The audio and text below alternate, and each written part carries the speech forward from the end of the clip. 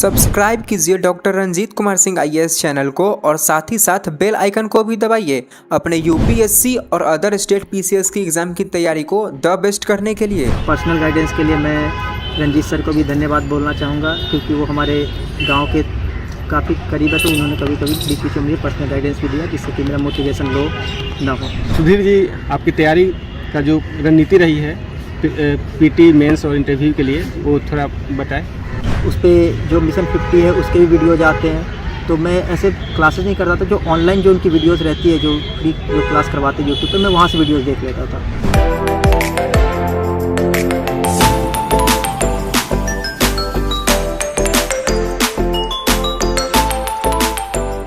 Sudhir ji, mission 50 परिवार की तरफ से आपको बहुत बहुत बधाई आपकी सफलता के लिए। धन्यवाद। सुधीर जी, आप अपने बारे में कुछ बताएं। मेरा नाम सुधीर है, मैं वैशाली बिहार हाजीपुर का रहने वाला हूँ। मैंने अपनी क्लास 10th सदापुर महुआ से संत जॉन्स एकेडमी से किया है। फिर मैंने अपनी क्लास 12 जेआरसी इंटर कॉलेज नया गाँव से किया। उसके बाद आईआईटी में क्वालिफाई करने के बाद आईआईटी कानपुर में सिविल इंजीनियरिंग से मैंने बीटेक किया है। उसके बाद मैंने 1 साल कोचिंग क्लास पढ़ाया।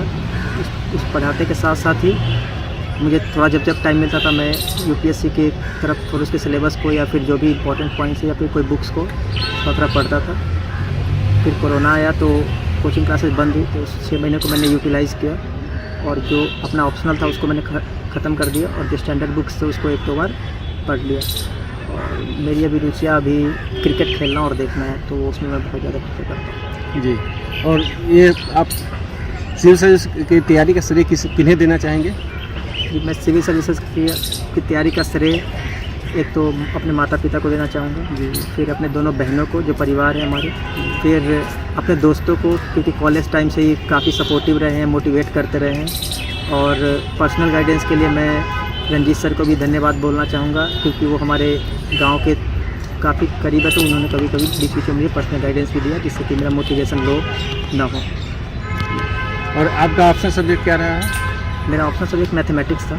तो इसको चूज़ करने के मतलब 3 कारण थे मुख्यतः, क्योंकि मैं क्लास 12th को मैथ्स पढ़ा रहा था अपने क्लासेस में, तो वहाँ से कुछ जैसे 2D हो गया और कुछ सेक्शन थे उनके इन्फॉर्मेशन मुझे वहाँ से मिल गया। उसके बाद दूसरा ये होता है कि मैथमेटिक्स एक स्कोरिंग सब्जेक्ट है, कि कुछ साइंस और टेक का सब्जेक्ट अगर आपने सॉल्व कर दिया तो आपका स्कोर कटेगा नहीं। तो कॉस्ट बेनिफिट मैंने एनालिसिस किया, तो मुझे लगा कि मैं मैथ्स अच्छे से परफॉर्म कर सकता हूँ। और तीसरा ये था कि ये बोरिंग नहीं होता। जब हम बहुत ज़्यादा जीएस पढ़ते हैं तो क्या होता है, एक टाइम बाद बोर होना शुरू होता है, तो ये उस मोनोटोनिसिटी को ब्रेक करता है और हमें हेल्प करता है कि हम जैसे न्यूमेरिकल सॉल्व करें। जब पढ़ने का मन ना हो, 7-8 घंटे हमने पढ़ लिया हो, तो उसके बाद हमें ये लगता है कि मतलब थोड़ा मैथ सॉल्व कर लेते हैं। गाने सुनते हुए भी अगर मैथ सॉल्व करना है तो वो हो जाता है, तो थोड़ा एक चिल देता है। और उसके साथ साथ हम पढ़ाई भी ज़्यादा देर तक कर सकते हैं, तो 10-12 घंटे तक हम एक्सटेंड कर सकते हैं अपनी पढ़ाई को मैथ्स से। सुधीर जी, आपकी तैयारी का जो रणनीति रही है पीटी मेंस और इंटरव्यू के लिए, वो थोड़ा बताएं। सर, पीटी के लिए मैंने ये किया था कि सबसे पहले जो इम्पोर्टेंट टॉपिक्स है, जैसे कि हिस्ट्री हो गया, साइंस हो गया और करंट अफेयर्स हो गए, तो इन पे मैंने बहुत ज़्यादा फोकस किया। मतलब ऐसा होना चाहिए कि आपका जितना कम क्वेश्चन गलत हो उतना बेटर है। मैंने इस पर बहुत ज़्यादा फोकस किया, तो अप्रॉक्सीमेटली 90 के आसपास क्वेश्चन इतने से आ जाते हैं। और 10 मैथ्स का क्वेश्चन आता है, तो वो तो बहुत बेसिक हम लोग के लिए, तो क्योंकि हमने इंजीनियरिंग किया है। आपका ऑप्शनल है तो इसी को 10 का 10 बना लेते हैं, तो वहाँ से तो वो 10 बन जाता है। तो वहाँ से 100 मार्क्स के आसपास में अब हम ये ट्राई करते हैं कि 90 के आसपास यहीं से पहुँच जाए। फिर थोड़ा सा जो हम पुश मारते हैं, वो मारते हैं कि पॉलिटी से हो जाए, क्योंकि लक्ष्मीकांत से कुछ क्वेश्चन ऐसे होते हैं 12-15 में से जो 5-7 क्वेश्चन लक्ष्मीकांत से डायरेक्ट आते हैं। तो मैंने वहाँ पे थोड़ा सोचा कि स्टैंडर्ड बुक लक्ष्मीकांत को यूज़ कर लूँ। उसके बाद इकोनॉमिक्स के लिए मैंने क्या किया, इकोनॉमिक सर्वे जो आता है यूट्यूब पर 30 मिनट के वीडियो रहते हैं, आपकी कोचिंग वाले भी चलाते हैं उस पर, तो 30-40 मिनट का वीडियो रहता है इकोनॉमिक सर्वे मतलब। तो मैंने वहाँ से इकोनॉमिक सर्वे बजट ये कर लिया। बिहार की कुछ स्कीम्स होती हैं स्टैंडर्ड्स, वो वहाँ से याद किया। फिर इतना करने के बाद अप्रॉक्सीमेटली जो होता है हमारा प्री का तो तैयारी हो जाता है कि मतलब 110 के आसपास स्कोर आ जाए। बाकी क्योंकि नेगेटिव मार्किंग नहीं होती, तो 5-7 नंबर तो ऐसे तुक्के लगा के भी थोड़ा एडजस्ट हम कर लेते हैं। फिर उसके बाद मेंस का स्ट्रेटेजी है कि पेपर 1 में 3 सेक्शंस होते हैं। पहला हिस्ट्री का रहता है, तो हिस्ट्री में अगर आप प्रीवियस ईयर क्वेश्चन लास्ट के 12-15 सालों का देखेंगे तो एक ट्रेंड है कि कुछ 20-22 क्वेश्चन के आसपास है, और उसी में से वो 4-5 क्वेश्चन पूछते हैं और 3 का आंसर देना पड़ता है। तो मैंने उन 22 क्वेश्चन में डायग्राम्स और थोड़े से मतलब इंपॉर्टेंट पॉइंट्स मैंने अपने खुद का बना रखा था कि पेपर से पहले जस्ट उसको देखूँ और वहाँ पे जाके इम्प्लीमेंट करूँ। थोड़े डायग्राम्स रहते हैं तो क्या होता है कि दिखने में अच्छा लगता है, प्रेजेंटेशन बढ़ जाता है। तो एक तो मैंने वो किया।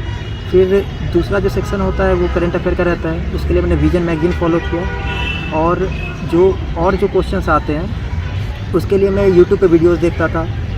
उस पर जो मिशन 50 है उसके भी वीडियोज आते हैं। तो मैं ऐसे क्लासेस नहीं करता था, जो ऑनलाइन जो उनकी वीडियोस रहती है, जो फ्री जो क्लास करवाते हैं यूट्यूब पे, मैं वहाँ से वीडियोस देख लेता था।